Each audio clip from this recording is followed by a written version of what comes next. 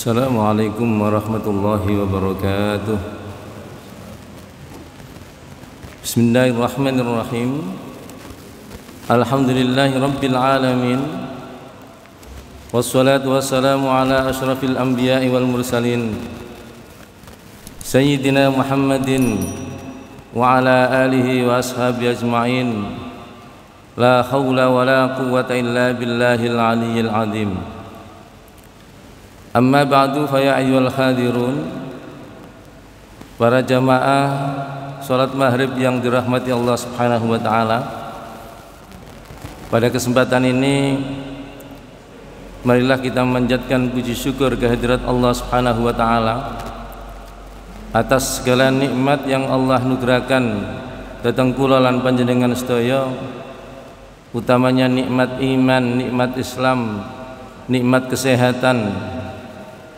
Kanthi nikmatipun Allah Subhanahu wa taala menika kula lan panjenengan sedaya saged menjalankan penghambaan diri dhateng Allah Subhanahu wa taala, melakukan ibadah salat maghrib kanthi berjamaah.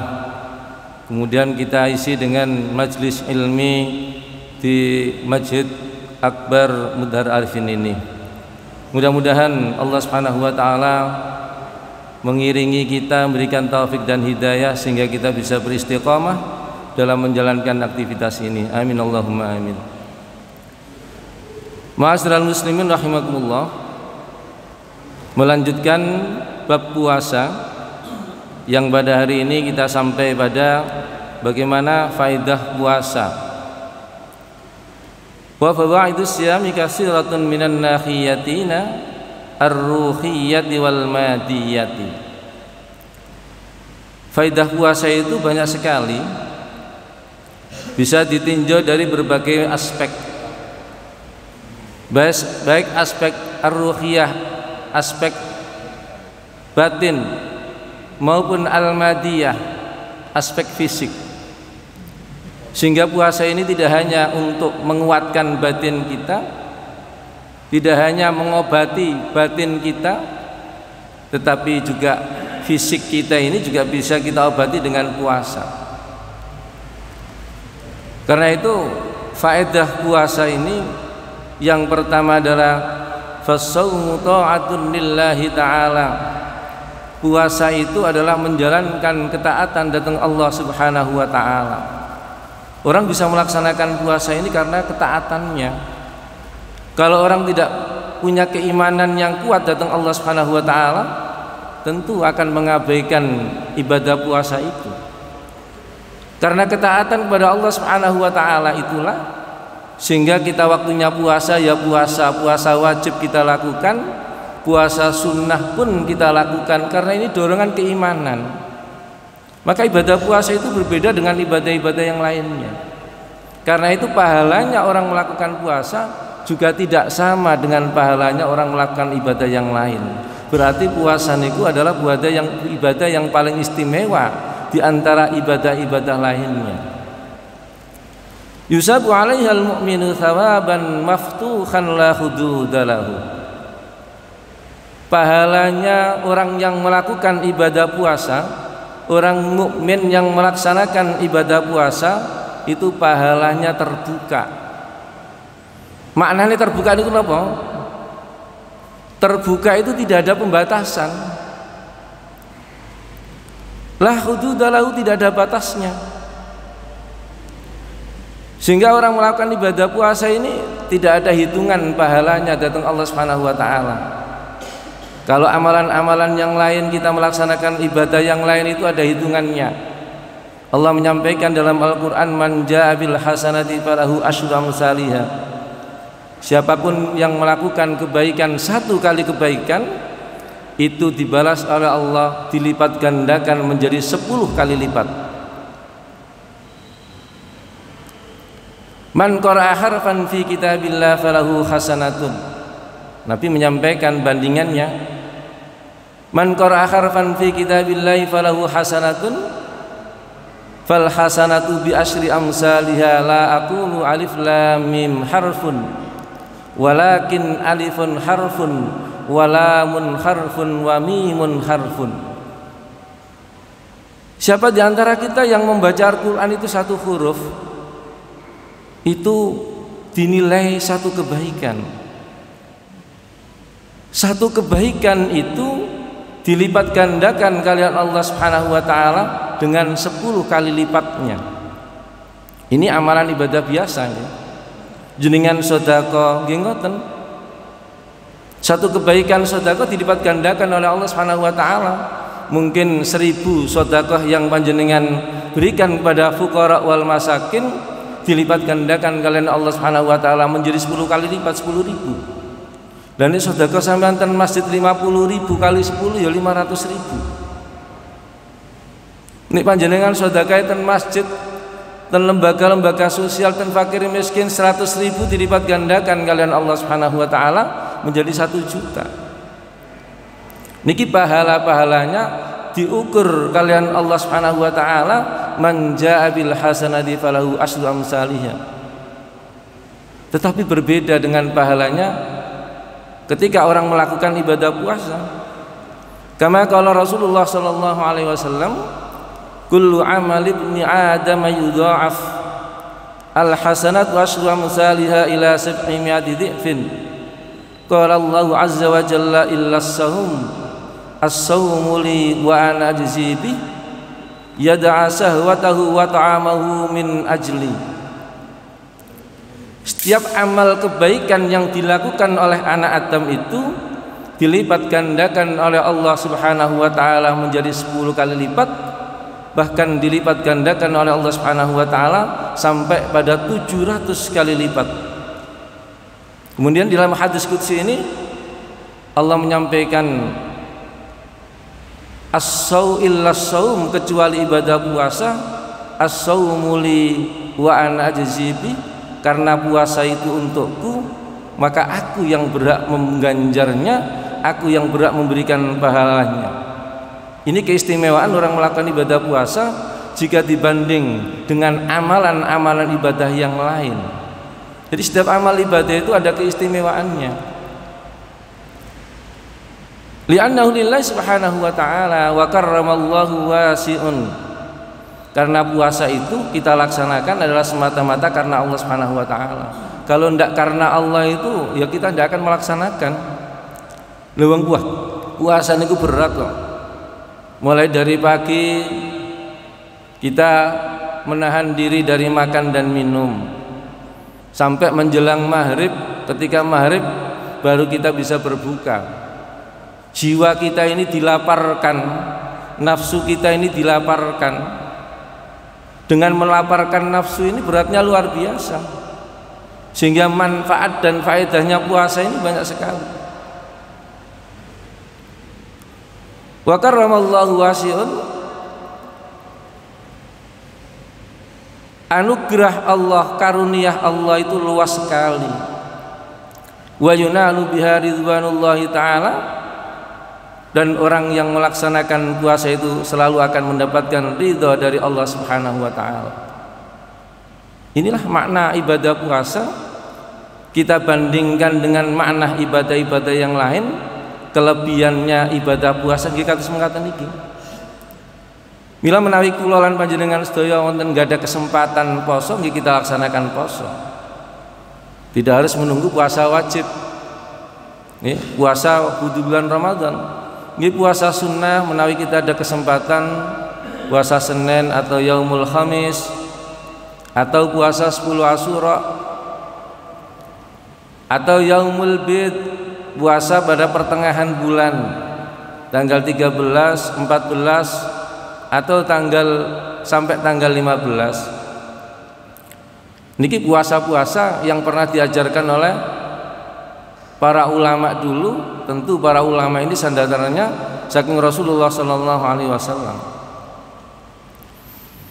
Wastahqaqu dukhuril jinan min babil khasin a'adda lis-shaimina yuqalu lahu ar-rayyan. Orang yang berpuasa itu berhak masuk surganya Allah Subhanahu wa taala dari pintu yang dikhususkan oleh Allah Subhanahu wa taala, dan pintu itu memang disediakan oleh Allah bagi orang-orang yang melaksanakan ibadah puasa. Napa pintune itu? Yuqalu lahu ar-rayyan. Nggih. Pintune iki khusus. Pintune orang melakukan puasa benjing nih panjenengan masuk surga digiring pada hari kiamat itu, pintu surga itu ada 8. Nih, termasuk salah satunya pintunya adalah Babur Rayyan. Babur Rayyan ini dikhususkan oleh Allah Subhanahu wa taala kepada orang-orang yang melaksanakan ibadah puasa. Kama qala Rasulullah sallallahu alaihi wasallam, inna fil jannati baban yuqalu lahu ar-rayyan yadkhulu minhu as-sha'imuna yaumal qiyamah la yadkhulu minhu ahadun ghairuhum fa idza dakhalu ughliqa falam yadkhul minhu ahadun. Tiang-tiang ingkang melaksanakan ibadah puasa, tentu puasanya ini dilaksanakan dengan dasar iman, wahtisaban, dan semata-mata mengharapkan ridha saking Allah Subhanahu wa taala, maka orang ini besok akan dimasukkan oleh Allah Subhanahu wa taala di dalam surga melalui pintu khusus, yaitu pintu Babur Rayyan. Yadkhulu minhu as-sha'imuna yaumal qiyamah. Orang-orang yang berpuasa itu besok masuk surga melalui pintu Babur Rayyan. La yadkhulu minhu ahadun ghairuhum. Tidak seorang pun bisa masuk melalui pintu itu kecuali orang-orang yang melaksanakan puasa. Fa idza dakhalu ughliqa. Apabila orang-orang yang berpuasa besok pada hari kiamat ini sudah masuk melalui pintu Babur Rayyan, ughliqa falam yadkhul minhu ahadun, ditutup oleh Allah Subhanahu wa taala dan tidak seorang pun itu bisa masuk melalui pintu Ar-Rayyan. Ini keistimewaan. Sehingga orang masuk surga niku tergantung pada amal perbuatannya. Dan setiap orang itu punya keistimewaan untuk melaksanakan ibadah-ibadah itu. Ada memang orang itu yang ahli melakukan ibadah puasa. Ya. Ada orang itu yang ahli bersedekah, tidak bisa puasa, nggak kuat puasa, tetapi kekuatannya karena dia punya uang, dia bersedekah. Melaksanakan zakatnya tidak pernah ketinggalan. Maka besok pada hari kiamat itu juga dimasukkan oleh Allah Subhanahu wa taala melalui pintu sedekah. Ada orang yang ahli sholat, sholatnya khusyuk, wudhunya diperbaiki, syarat dan rukunnya dipenuhi. Keistimewaan melakukan sholat tiap hari berjamaah di masjid ini umpamanya. Maka orang yang melakukan sholat, yang istiqomah melakukan sholat pun itu pun punya keistimewaan di saking Allah Subhanahu wa taala. Orang yang ahli sedekah pun akan punya keistimewaan. Orang yang ahli puasa itu pun punya keistimewaan. Sehingga orang itu punya keistimewaan masing-masing dalam ibadahnya. Ada yang ahli silaturahim, yang kita ini tidak ahli silaturahim. Orang lain ahli silaturahim tanpa pamrih. Ini pintu ini masuk surga ini beda-beda mungkin. Yang ahli sholat dimasukkan oleh Allah Subhanahu wa taala masuk surga, pintunya dikhususkan untuk orang-orang yang ahli ibadah sholat. Sholat khusyuk niku mboten gampang lho. Nih. Wa innaha lakabiratun illa 'alal khashin. Sholat itu susah, khusyuk itu susah. Maka tidak boleh kita mengatakan pada orang lain itu, sholatmu gak sah, gak diterima kalian Allah Subhanahu wa taala, mboten parang ngoten niku. Urusan pahala diterima atau tidak ini urusan Allah Subhanahu wa taala. Tidak berhak manusia menyampaikan sholatmu tidak diterima, tidak berhak. Orang masuk surga itu bukan karena semata-mata karena sholatnya. Orang masuk surga karena fadl Allah Subhanahu wa taala. Bisa tadi karena dia senang dengan binatang, bahkan orang yang memberikan anjing yang menjilatkan lidahnya kehausan kemudian memberikan minum, masuk surga gara-gara itu. Ada orang yang biasanya minuman-minuman keras dicap oleh masyarakat ini orang yang buruk perilakunya dan lain sebagainya. Tetapi kadang-kadang orang punya kebaikan, ada anak yatim dipungut, kemudian anak yatim ini dipelihara sampai besar. Karena keburukan orang ini, kemudian besok pada hari kiamat orang ini dimasukkan ke dalam nerakanya Allah Subhanahu wa taala. Lantas si anak yatim tadi itu dalam satu kisah ini menolak, jangan masukkan orang tua ini pada nerakamu ya Allah, karena saya bisa melaksanakan kebaikan-kebaikan yang saya lakukan ini adalah karena orang tua itu. Tuh. Ini orang masuk surga itu macam-macam jalan. Orang puasa karena keistimewaannya puasa diberi kesempatan oleh Allah Subhanahu wa taala untuk bisa melaksanakan ibadah puasa, maka keistimewaan dari puasa itu juga punya keistimewaan tersendiri. Orang ahli jamaah itu punya keistimewaan sendiri. Orang membaca Al-Quran itu punya keistimewaan sendiri. Orang yang ahli baca Quran itu insya Allah di alam kubur itu malaikat tidak mau menyentuh, menanya pun tidak mau, takut. Ini cerita-cerita seperti ini di dalam hadis banyak seperti itu. Orang yang ahli mengaji, menghafalkan Quran, tiap harinya mendekatkan diri kepada Allah, Al-Quran dijadikan zikir, maka di alam kuburnya akan diberi penerangan, malaikat pun tidak mau mendekat. Tidak dihisab oleh Allah Subhanahu wa taala. Akan dibangkitkan besok menunggu pada hari kiamat. Loh, ini ada orang yang ahli sedekah, ada orang yang ahli sholat, ada orang yang ahli zakat, ada orang yang ahli jihad fisabilillah, menyerahkan sebagian hartanya untuk kepentingan jihad fisabilillah. Nah, orang ini besok masuk surga pintunya pintu jihad. Ada pintunya adalah pintu para nabi, para rasul. Sehingga ada 8 pintu surga ini dimasuki oleh orang-orang yang punya keistimewaan dalam ibadahnya. Orang yang berpuasa dia dimasukkan oleh Allah Subhanahu wa taala melalui pintu yang disebut pintunya adalah Babur Rayyan. Orang yang ahli bersedekah, ahli salat masuk pintu ahli pintu salat. Orang yang ahli melaksanakan haji umrah diterima oleh Allah Subhanahu wa taala, besok masuk surga masuk pintu Babul Umrah wal Hajj. Ini keistimewaan, setiap orang itu punya keistimewaan.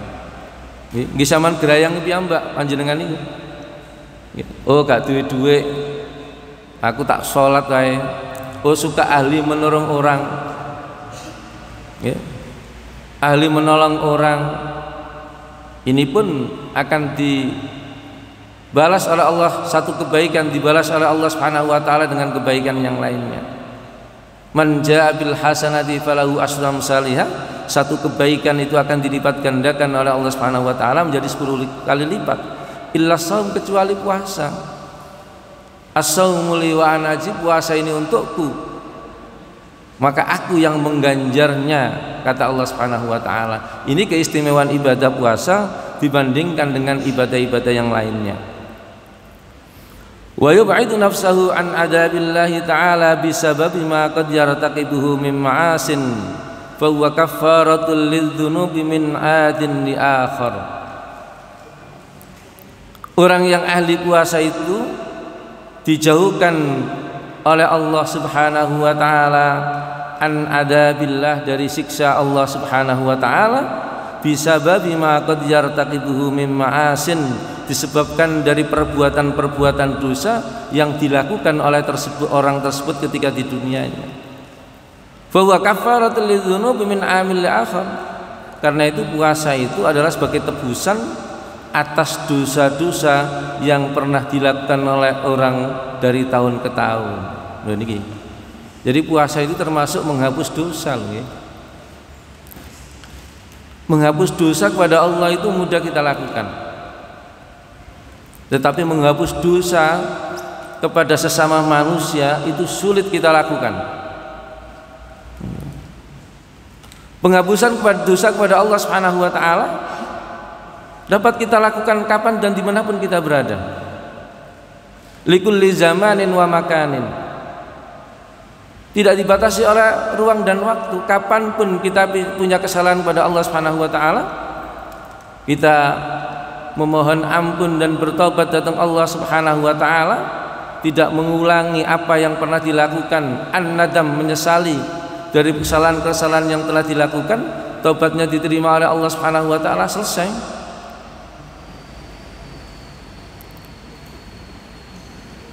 Dengan mengucapkan kalimat man qala la ilaha illallah astaghfirullahaladzim alladzi la ilaha illa huwal hayyul qayyum wa atubu ilaih ghufira lahu. Loh niki punya dosa kepada Allah itu mudah kita menghapusnya. Kita melakukan kebaikan-kebaikan datang Allah Subhanahu wa taala, memperbanyak amalan-amalan sunnah, ini bagian dari penghapusan dosa kepada Allah Subhanahu wa taala. Tetapi menghapus dosa kepada sesama manusia ini akan berbeda cara penghapusan dosa kita datang Allah Subhanahu wa taala.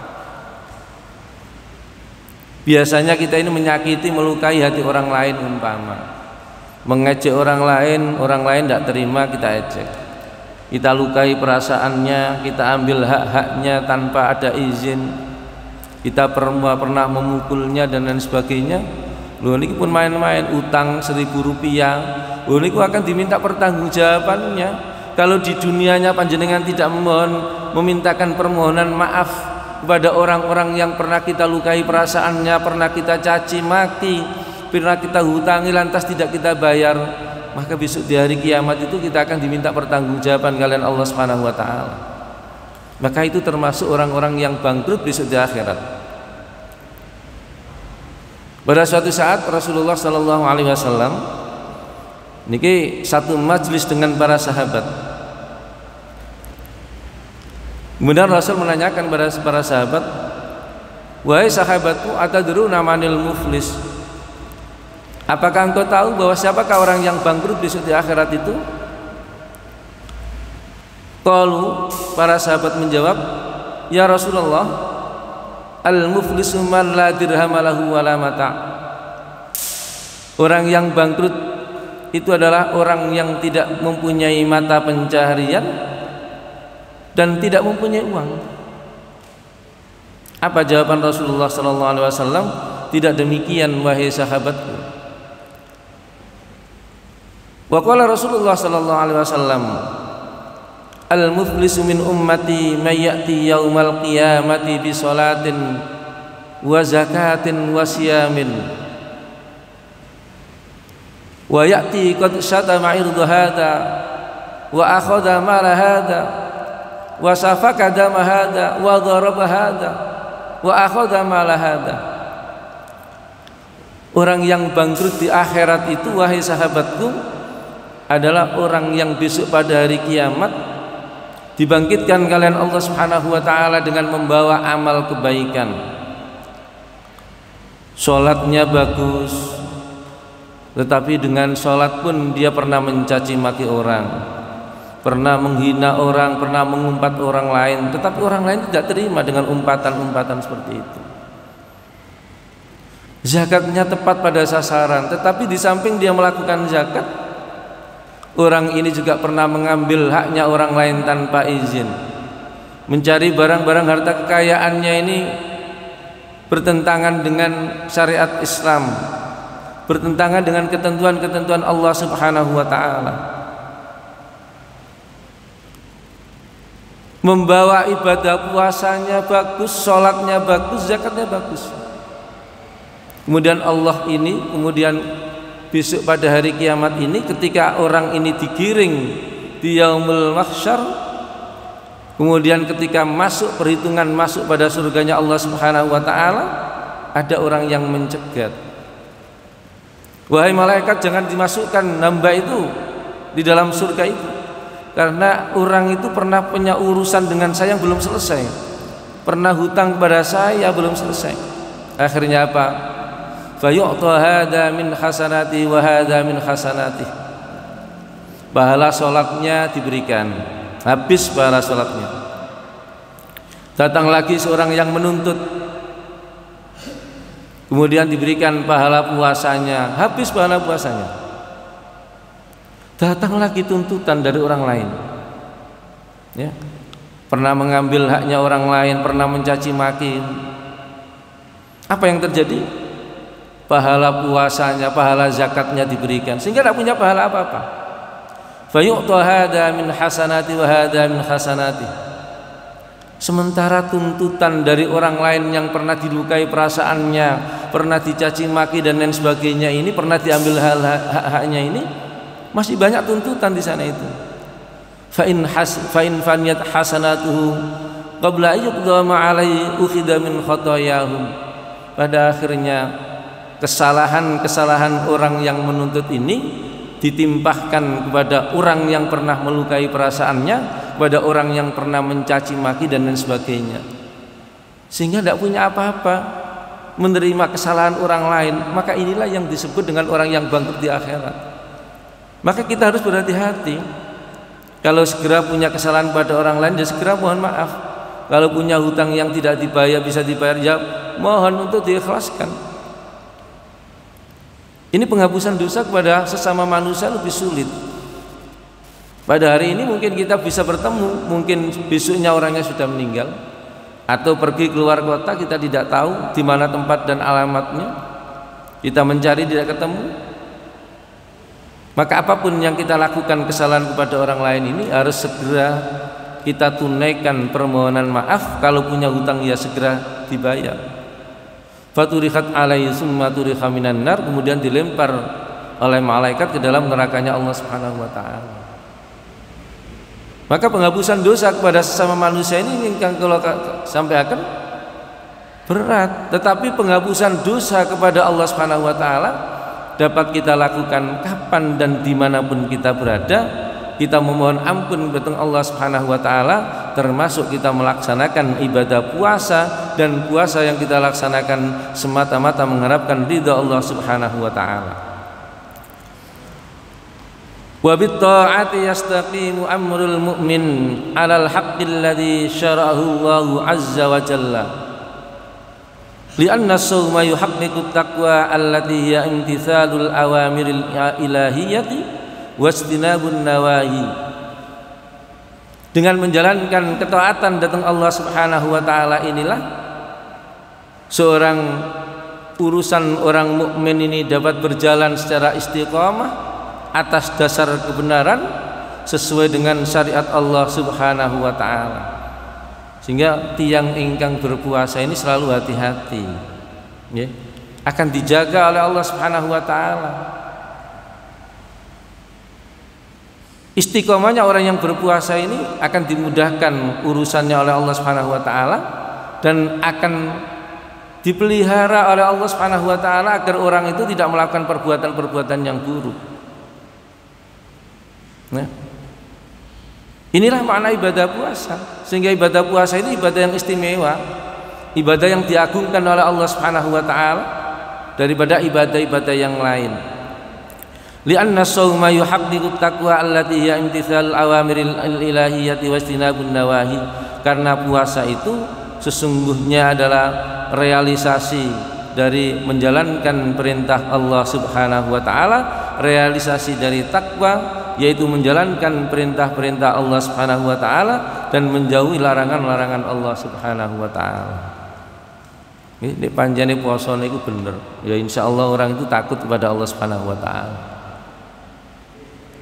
Kama qala ta'ala fi kitabil karim, ya ayyuhalladzina amanu kutiba alaikumus syiyam kama kutiba alal ladzina min qablikum la'allakum tattaqun. Wahai orang-orang yang beriman, diwajibkan atasmu puasa kama kutiba alal ladzina min qablikum, sebagaimana diwajibkan atas orang-orang sebelum kamu. Jadi puasa itu syariatnya bukan pada Nabi Muhammad mawon, tetapi syariat puasa itu pada orang-orang sebelum Nabi Muhammad sallallahu alaihi wasallam. Zaman Nabi Adam wonten poso, tapi puasanya mungkin tidak sama dengan puasa zamannya Nabi Muhammad. Di dalam satu riwayat puasa orang-orang sebelum Nabi Muhammad ini adalah yang 40 hari 40 malam. Ada yang 30 hari, ada yang 3 hari dalam 1 bulannya, ada yang 30 hari dalam 1 tahunnya. Macam-macam puasanya ini. Sehingga umat-umat sebelum Nabi Muhammad, umat orang-orang Yahudi, orang Nasrani yang iman datang Allah ini yang melaksanakan ibadah puasa. Memang tata caranya tidak sama dengan tata cara yang dilakukan oleh umat Muhammad. Sehingga sebelum ada perintah puasa ini, puasanya ini semalam suntuk. Ya. Sayyidina Umar ini ketika puasa ini tidak bisa melakukan hubungan suami istri sekalipun pada malam hari. Jadi setelah Isya sampai setelah Isya lagi. Ya. Puasanya orang dulu begitu. Sehingga Nabi Sayyidina Umar ini protes datang Rasulullah SAW, ingin melakukan hubungan suami istri. Pada akhirnya kan turun ayat itu. Ukhilla lakum lailatas siyamir rasfasu ila nisaikum hunna libasul lakum wa antum libasul lahum alimallahu annakum kuntum tahtanuna ila akhirih. Sehingga orang yang melakukan puasa pada malam harinya itu ukhilla lakum lailatas siyam, pada malam puasanya itu boleh berbuat rafas, melakukan hubungan suami istri.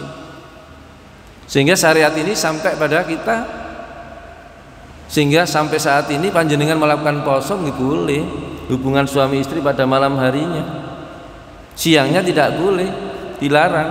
Makan dan minum pada siang harinya dilarang, tapi pada malam harinya bebas kita melakukan. Inilah keistimewaan puasa dibanding bulan-bulan yang lain. Di antara faedah puasa yang lain adalah was-shaumu madrasatun khuluqiyatun kubra yatadarrabu biha al-mu'minu ala khisalin kasiratin. Faedah puasa yang lainnya ini bahwa puasa itu merupakan pusat pendidikan terbesar bagi akhlak. Berarti tiang puasa ini ya membentuk karakter akhlak yang mulia. Yatadarrabu biha al-mu'minu ala khisalin kasiratin, melatih diri dengan berbagai budi pekerti. Berarti puasa ini apa? Ya membersihkan jiwa dari akhlak yang tercela. Akhlak yang tercela itu apa? Ini termasuk kita ini punya rasa iri, dengki dengan orang lain. Ya, kita hindari, ini penyakit hati nih. Hindari ketika kita ini punya rasa iri, dengki datang orang lain. Ketika ada tetangganya punya kenikmatan membeli sesuatu, ya kita tidak boleh iri. Ya berdoa datang Allah. Ya Allah, mugi-mugi panjenengan turunaken nikmat tetangga kula niki dengan kirim datang kula ya Allah. Tetangga punya mobil, doa datang Allah Subhanahu wa taala. Lu kalau iri, semakin hari kita iri dengan orang lain atas kenikmatan yang diterima orang lain, maka semakin bertambah kenikmatan orang lain itu, maka semakin sakit hati kita. Orang lain punya kenikmatan, tidak boleh kita iri. Ini kita donga datang Allah Subhanahu wa taala. Kita tidak boleh berlaku serakah. Maka hendaknya kita qanaah menerima apa adanya yang kita terima. Kita menerima ini sesuai dengan apa yang kita perbuat. Allah memberikan rezeki pada hambanya ini sesuai dengan pekerjaannya, sesuai dengan aktivitasnya. Kita tidak tahu takdirnya. Takdirnya Allah yang diberikan pada kita ini kulalan panjenengan sedang batu semerap. Takdir itu bisa diketahui ketika sudah terjadi. Kalau sudah berikhtiar sedemikian rupa, lantas rezekinya kok satu harinya 500.000 atau 200.000. Ini panjangnya rezeki ini jenengan ini sak monten niku. Maka urusan kaya dan tidak itu bukan urusan keimanan, tetapi urusan kaya dan tidak ini adalah urusan pekerjaan. Allah itu akan memberikan rezeki kepada orang yang mau bekerja. Nah, kalau orang nggak mau bekerja, ya tidak akan diberi rezeki oleh Allah Subhanahu wa taala. Mestinya panjenengan ini rezeki ini tiap hari 300.000. Ketentuan masuk jam kerja jam 7 sampai jam 4 sore. Panjenengan molor. Ndukine kerja jam 9. Mestine rezekine jam 8 turun, jenengan mboten wonten nggih mboten turun. Mulene jam 2 oh mestine rezeki 100.000 turunnya setelah jam 2 dengan boten wonten. Jadi kita tergantung pada perbuatan manusia. Maka menghindarkan diri dari rasa tamak, rasa serakah itu sebuah kewajiban yang harus kita laksanakan sebagai upaya untuk membersihkan hati kita sebagai penyakit hati. Termasuk kita tidak boleh bersifat takabur atau sombong. Kita sombong dulu, apa yang kita sombongkan kepada orang lain? Semua ini milik Allah Subhanahu wa taala. Allah yang punya sifat sombong. Panjenengan punya harta kekayaan banyak, tidak akan dibawa mati kok. Kadang-kadang orang itu hartanya banyak tetapi makannya terbatas. Gini tidak boleh, gini tidak boleh loh. Kan tidak bisa menikmati. Juga kadang ngeten iki. Terus apa yang kita sombongkan? Bahwa kesehatan itu bagian dari rezeki yang terbesar. Wong sehat itu bagian dari rezeki. Mangan ya enak, melaku ya enak. Coba uangnya banyak nggak sehat, melaku nggak iso, mangan juga iso. Termasuk membersihkan jiwa adalah al-khiyanah. Tidak boleh kita khianat kepada orang lain, harus berlaku jujur. Mencaci maki pada orang lain juga tidak boleh, menghina orang lain juga tidak boleh. Maka puasa ini sebagai upaya untuk menghindarkan diri, untuk membentuk karakter akhlak yang mulia, sehingga kita ini menjadi orang yang berkarakter, bertemu dengan orang lain saling menghormati, saling menghargai. Ini bagian dari asar, bekasnya kita puasa ya seperti ini. Fahuwa jihadul lin nafsi wa muqawamatun lil ahwa'i wa naza'atus syaitan allati qad talwithu minhu. Karena itu puasa itu adalah jihad melawan hawa nafsu dan dorongan-dorongan setan yang menggodanya. Tidak ada manusia yang tidak digoda oleh setan.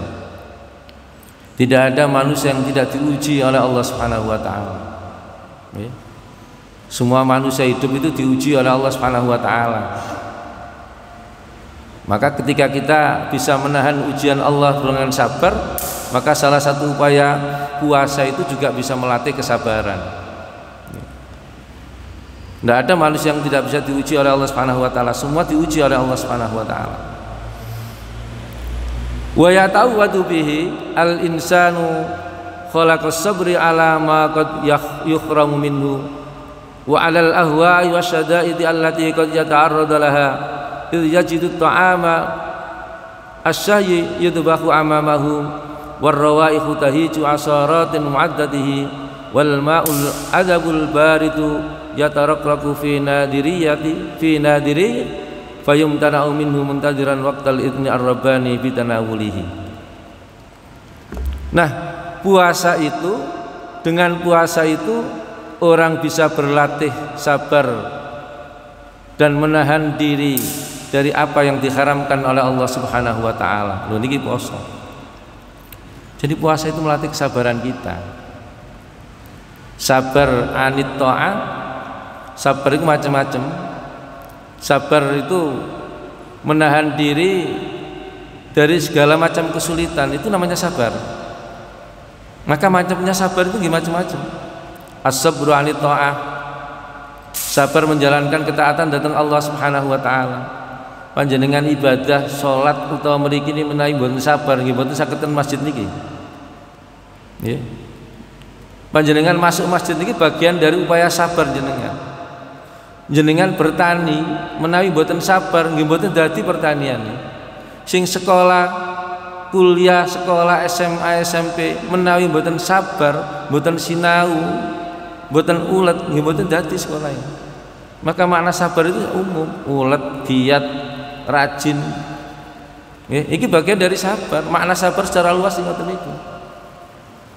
Menjalankan ketaatan datang Allah menawi jenengan mboten sabar nggih mboten sampai pada tujuan ibadah kita kepada Allah Subhanahu wa taala. As-sabru 'anil bala, sabar dalam menghadapi musibah. Niki sing kula sampaikan.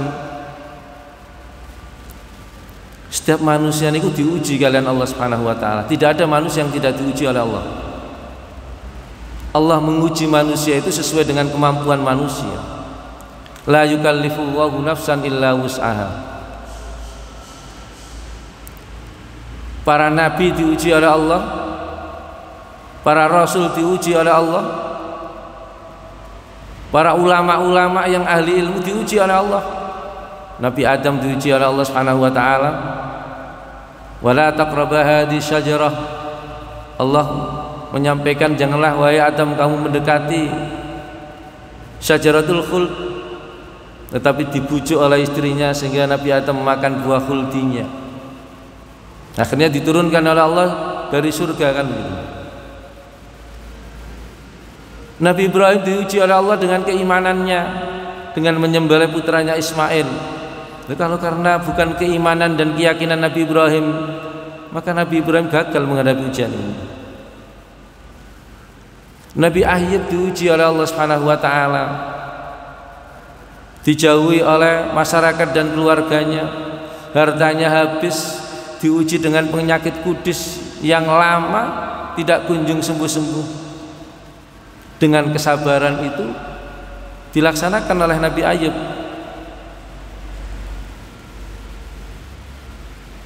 Semua para nabi diuji oleh Allah Subhanahu wa taala. Bahkan Nabi Muhammad itu diuji oleh Allah dengan berbagai macam ujian dan cobaan. Dilempari batu, dilempari kotoran, diludahi, Nabi Muhammad tidak pernah membalas. Andaikan Nabi Muhammad membalas, maka yang muncul adalah kebencian dan kebencian. Tetapi Nabi Muhammad tidak membalas, sehingga orang-orang non-muslim, orang-orang musyrikin pada saat itu tertarik dengan akhlaknya Rasulullah SAW, sehingga banyak orang-orang yang musyrikin ini masuk dalam agama Islam. Ini ujian. Orang kaya yang diuji oleh Allah Subhanahu wa taala dengan kekayaannya. Orang miskin diuji kalian Allah Subhanahu wa taala dengan kemiskinannya. Apakah dengan kemiskinan yang disandangnya ini dia tidak menjual atau menggadaikan imannya, atau justru bisa mendekatkan diri datang Allah Subhanahu wa taala.